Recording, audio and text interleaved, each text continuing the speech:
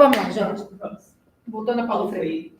Paulo Freire ele fala que ninguém liberta ninguém. Ninguém se liberta sozinho. Os homens se libertam em comunhão. Olha o que ele trouxe antes. Que o homem ele precisa fazer essa transformação em sociedade. Então não tem como eu libertar você e nem me libertar sozinho, tá? A gente tem que... Ai, o cabelo tá mudando o nosso queixo. Tem que ser em sociedade. Tá? Ele é poético, gente. Paulo Freire, ele é poético. Para ser educador. Tá? Então, ele é poético. Então, pensa sempre na questão da sociedade, da humanização. E não tem como a gente se humanizar sozinho. Tá? Lembra lá das meninas lobo. No decorrer da vida, a gente vai vendo bons exemplos, a gente vai... Então, ele fala que o processo de desumanização, ele coisifica os homens. Coisifica os homens. Coisifica. Então, eles deixam de ser coisas, de ser menos, né? E quando ele começa a se humanizar, ele começa a ser homem, tá? Tem uma reconstrução do seu papel, tá? Então, eles começam a ser coisas. Eles deixam de ser coisas, ele começa lá, a ser mais, deixa aquele papel de ser menos e passa a ser mais. Então, o homem é um ser social, portanto, a consciência e transformação do meio deve acontecer em sociedade. Tá? O que ele falou anteriormente, poeticamente. Então, quando o homem não consegue ver que é alienado, né? Não é uma doação de que alguém faça, é sim uma busca dolorosa. Olha o que ele coloca lá. Para encontrar essa liberdade. A libertação, por isso, é um parto, é doloroso, né? É um parto doloroso. Um homem que nasce deste parto é um homem novo. Aquele ditado, se não há sofrimento na transformação, né? O Freire já traz isso também. Então, precisa sentir na pele. Tá? Então, dor do parto mesmo precisa de um homem novo. Paulo Freire falando isso em 87. Ele é muito filósofo. Por isso que às vezes é difícil de entender a obra dele. Se você vai ler ela nua e crua, é difícil de entender. Então, somente os oprimidos libertam-se, podendo libertar os opressores. Olha lá. Ou seja, no momento que os oprimidos se libertam, os opressores deixarão de existir. Na hora que há essa libertação, né? Se não tem mais oprimido, não tem por que ter o opressor. Opressores geram opressores. E muitos que são oprimidos, eles almejam ser opressores. Olha lá. Muitos que são oprimidos almejam ser opressores por causa do poder da opressão, do status, né? Por muitos oprimidos tido como objetivo. Então, às vezes, querem se libertar de ser oprimido para ser opressor só pelo poder, tá? Que eles vão obter. Não pela libertação, não. Aí eles vão contar os outros, mas os outros quiseram para eles, só que a pessoa erra. Exatamente. Então, na hora que ele fala da concepção bancária, da educação bancária, que é justamente essa questão do depósito do conteúdo, né? Então, o aluno, ele é mero receptor. E ele quer a questão do quê? Que inverta isso, né? Então, Freire aborda a questão do protagonismo da ação educativa, que na concepção bancária, ela é exclusiva do professor. Então, ele quer justamente que mude esse pensamento, né? A narração de que o educador é o sujeito conduz aos educandos, aos alunos, a questão da memorização mecânica, né? Eles falam o quê? Que os alunos são umas vasilhas em recipientes a serem enchidos pelo educador. Essa memorização mecânica, eu acho, ao menos aqui em Andaré, a nossa metodologia é diferente. É. Não tem mais a ver assim, faça e pronto. Não. A nossa linha de trabalho, né? De mais construtivismo. Então, nessa distorcida da visão de educação, não há criatividade, onde o aluno ele não é protagonista.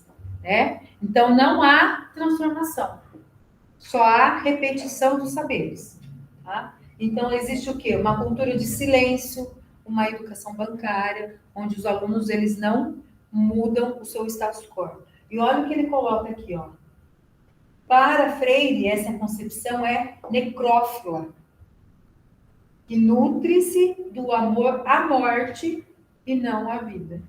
Porque ele fala que se a educação ela não exerce a função dela, ela está matando os seus educadores. Então, se ele fala da questão do necrófila, é questão de amor à morte mesmo. Tá? Daquela questão do defunto mesmo. Então, ele coloca bem isso aqui, ó, nutrir-se do amor à morte e não do amor à vida. Amor à vida na educação quando há uma educação libertadora, tá? Quando há um movimento dialógico, humanizador. Então, Freire ele vai propor essa educação libertadora, tá? Negando, ele completamente contra a educação bancária. Então, nesse processo de educação problematizadora, o professor aprende enquanto ensina pelo diálogo de seus estudantes, estimulando o ato cognoscente de ambos, ou seja, ensina e aprende a refletir criticamente. Então, há um movimento dialógico. Eu estou ensinando e ao mesmo tempo aprendendo, tá? Com o conhecimento dos meus alunos, porque eu vou entendendo como que eles estão aprendendo para que eu possa repensar a minha prática. Hoje, na internet, a gente busca muito. Acaba trabalhando muito. A gente busca muito para auxiliar esse aluno. Mas quando você tem um olhar crítico sobre a atividade que ele está fazendo, quando também não é um ato mecânico. Tá? Aquilo que eu conversei com vocês na quarta-feira, quando chegavam as atividades na pandemia para análise, as primeiras atividades chegavam atividades só coletadas. Pego essa, vou dar 20 atividades, porque a gente mandava para a educação infantil uma atividade por dia. Ah, tem 20 atividades falando. Sem pensar numa sequência didática. Mas então ele fala desse papel do professor, tá? O aprender junto. Ele aprende e ensina ao mesmo tempo, tá? Nesse ensino dialógico. Essa palavrinha que o Paulo Freire também traz, olha lá. O terceiro capítulo, eu pulei aqui ou não?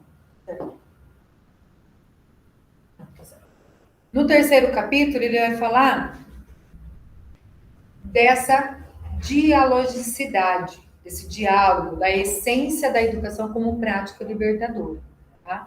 Então, ele fala justamente sobre a importância do diálogo na educação como prática libertadora. Então, na hora que fala de Paulo Freire, lembra disso, opressor, oprimido, dialogicamente, da questão da humanização, ele fala a questão do amor, tá?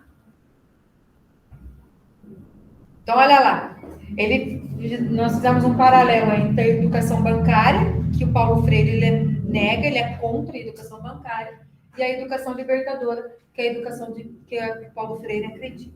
Então, na educação bancária, ele fala de uma contradição entre educador e educando.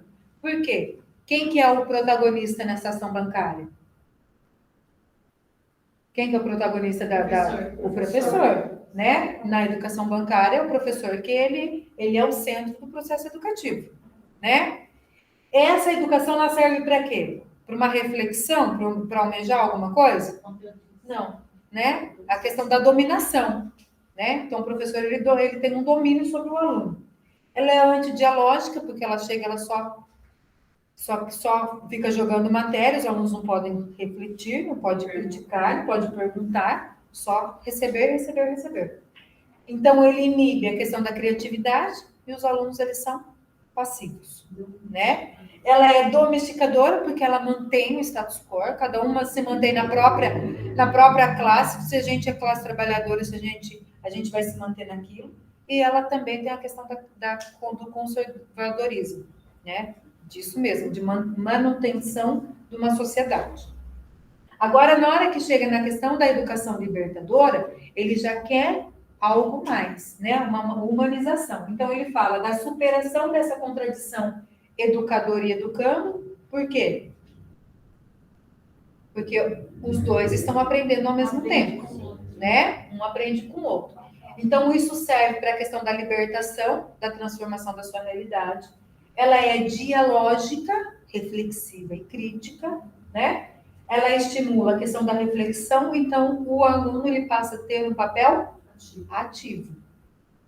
Ela é crítica, porque ela dá autonomia aos seus alunos, e ela então vai ser revolucionária, e não conservadora mesmo. Tudo bem? Tudo bem aí? Dando para acompanhar? Chega a ser repetitivo. Depois ele volta de novo. Então, ele fala que do diálogo do Paulo Freire, ele vai falar dessa ação e reflexão, que ele chama isso de praxis, né? Não há palavra verdadeira que não seja praxis. A palavrinha que ele adora lá. Daí quer dizer que a palavra verdadeira seja transformar o mundo, tá? Causando o quê? Uma exigência existencial. E vem através do amor, da humanidade, humildade e fé nos homens. Aí ele fala que a relação entre os homens, elas têm que ser horizontal, tá? Ó, horizontal mesmo nível, não vertical. Tá? Na hora que a gente pensa no vertical, quem está abaixo, quem está acima, não. Ele pensa numa educação, uma relação horizontal. Então, se ele acredita na questão da educação pelo amor, ele vai falar nesse diálogo no amor, através dessa praxis, né? Que é a ação, reflexão e ação-transformação. Então, ele fala no valor dessa transformação do mundo para libertar os oprimidos de uma condição opressora, que é através do diálogo, tá? Sendo a palavra um direito de todos. Paulo Freire traz bem essa palavrinha lá. Sendo a palavra, porque ele traz a questão do diálogo, do dialogicamente, sendo então a palavra um direito de todos. E não um privilégio de muitos, como muitos defendem, e uma ação amorosa. Pois não há diálogo, porém, se não há um profundo amor ao mundo dos homens. Olha como ele é poético, gente. Gente, uma coisa muito poética. Como ele é poético. Gente, Ele é. começou lá com poesia, Paulo Freire. Paulo Freire. Porque ele vai falar também na questão de discussão de ideias, né? Como a gente já viu anteriormente também. Então, o diálogo começa na busca de um conteúdo programático e se estende em toda a ação educativa. Nós acabamos de falar sobre isso. Por isso, deve levar em consideração a situação concreta em que vive o educador e trabalhar a partir do tema gerador. Então, Paulo Freire vai trazer a questão de temas geradores e situações limites. Então, eu tenho que conhecer a minha comunidade, olha lá, através de situações concretas e, a partir disso, trazer temas geradores. Lembra também que Paulo Freire ele começou os seus estudos com a educação de jovens e adultos, tá? Então, ele começou os seus estudos com os jovens e adultos. Então, na hora que ele falava da questão de temas geradores, ele fala, por exemplo, de trabalhar a questão diária. Então, eu estou trabalhando com a minha educação de jovens e adultos, eu tenho pedreiros dentro da minha sala. Então, na hora que eu vou trazer a questão de trabalhar áreas, metros quadrados, eu estou trabalhando algo que está relacionado a ele, né? Então, eu trago para a realidade do que ele está trabalhando ali também. Exatamente. Então, na hora que ele foi fazer todo esse estudo dos jovens e adultos, é essa questão da necessidade mesmo, Do dia a do dia. dia a dia. Eles estão no mundo letrado, onde eles se tornam excluídos. Eles não sabem ler a numeração, não sabem ler o nome do ônibus. Tinha uma senhora que ela chorou, achei tão bonito. Ela aprendeu a ler, escrever, né? Era o básico no início. Mas a primeira coisa que ela fez foi trocar o RG dela, porque ela já sabia escrever o nome dela. E ela contou na sala, chorou. Eu achei tão emocionante. E você vê, é uma coisa que pra gente é muito simples, né? A questão de assinar. Ela falou que ela tinha vergonha, porque toda vez que a gente tinha que pôr o dedo. E quando ela aprendeu, a primeira coisa que ela fez. Eles têm. Quando a gente recebe, assim, pessoas para fazer matrícula na escola e a gente pede para assinar ou para preencher o questionário, eles ficam com vergonha. Sim. Né? Eles se sentem envergonhados. Então, Paulo Freire ele trabalha muito nessa questão. Aí ele fala que quando não há a questão do ensino, a pessoa ela não vive, ela só existe. Tá? só é existente naquele mundo. Então ele traz aqui, tá ruim para ver, né? O azul. O azul aqui é palavra, tá? Então, quando o ser tem uma palavra, ali para o pessoal de casa está aparecendo, é a questão do diálogo, aí eu consigo agir para que aconteça a praxis, para que eu consiga movimentar para a transformação da minha realidade, através de uma reflexão, né? Então, ó, palavra, ação, reflexão, para que haja a praxis, a transformação. Bom?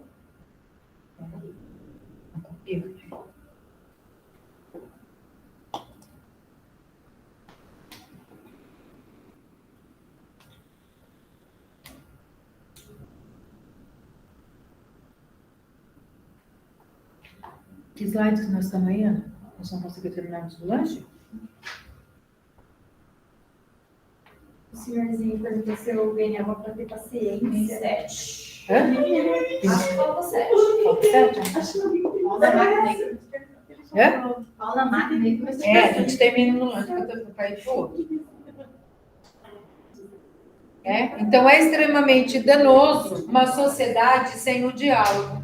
Olha o que ele fala. Sem a troca de experiências, onde o eu é detentor da verdade absoluta. E o outro deve interferir, não deve interferir em seus conceitos. O diálogo não anula o eu. Olha lá. O diálogo, ele não anula o eu. Ele é a base de uma comunicação, né? Por via dele que começamos a conhecer o outro, as suas carências, as suas necessidades. Se eu não escuto o outro, eu não o conheço. A palavra é a chave da libertação do oprimido. Ele é poético de modo. Mas não transformou quase nada. Ah, não teve, né? Teve algumas coisas. Não, agora eu acho que tem mais transformação, principalmente agora, depois da reformação. Então ele fala assim, a teoria na ação anti-ideológica retoma a concepção de que educação problematizadora enquanto que fazer humanista e libertador. Então ele fala que tem que acontecer esse diálogo para que haja a praxis evolucionária, tá? Somente pode opor-se à prática das elites dominadoras. Então, tem que haver esse diálogo, tem que haver essa reflexão da classe trabalhadora para que haja uma mudança na comunidade, na sociedade. Porque senão continua a elite dominadora onde ela permanece. E não há uma transformação da sociedade. Freire ele é muito enfático em dizer que sem diálogo não há libertação, mas há dominação. Então, a ação transformadora se faz pela reflexão e ação.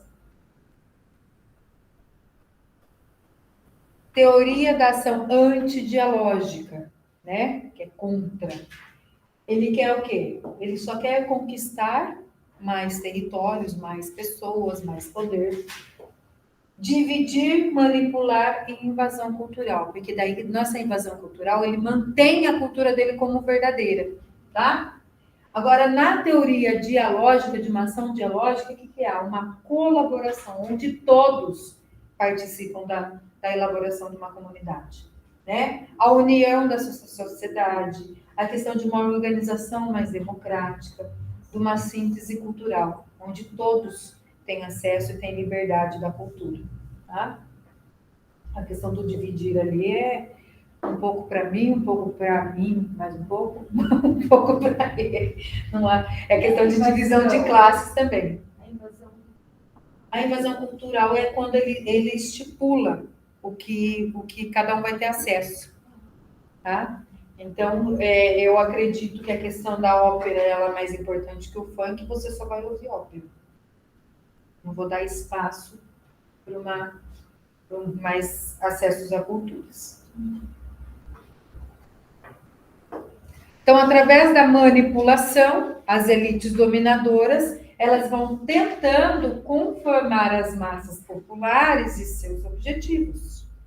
Então, eles começam a montar estratégias canais de televisão, de jornais, toda a questão midiática, para mostrar que aquela verdade é a única, que é aquilo que eles devem seguir, né?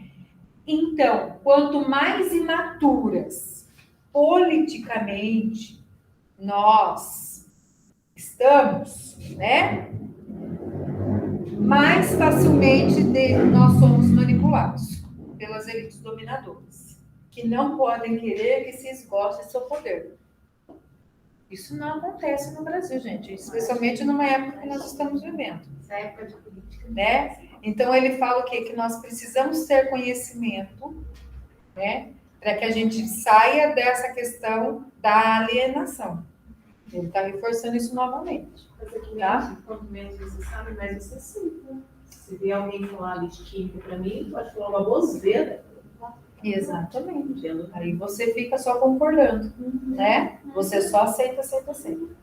Então, a virtude dos fatos, Paulo Freire, na pedagogia do oprimido, nos faz compreender sobre a prática da liberdade como uma nova pedagogia da ação reflexiva e crítica, abrindo fronteiras para o pensar do homem, e isso tudo se deve na comunicação com o outro, ou seja, no diálogo. Ao analisarmos essa obra, percebemos que até hoje, olha lá, em nossas escolas, o conceito de educação problematizadora ainda não conseguiu ser implantado.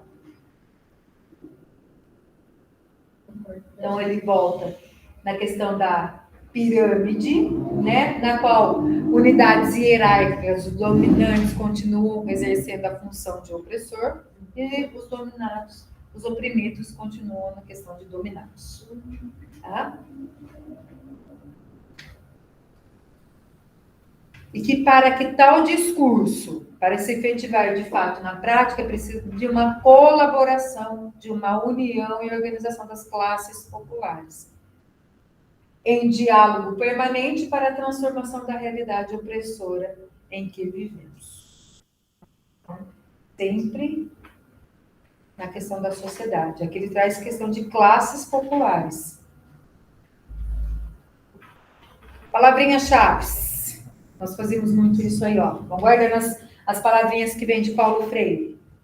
Classe oprimida, educação bancária, superação da realidade, praxis, realidade social, inserção crítica na realidade, transformação, prática libertadora, revolução social, opressor, oprimido, né? A questão do diálogo, humanização, ação educativa, gerar liberdade, agente revolucionário não conformista. Processo de desumanização, contradição ao opressor, tá copiando? Já volto. Educação tem que ser transformadora, a questão do manipular, quem que manipula? A classe dominante, né? Reflexão e elites dominadoras.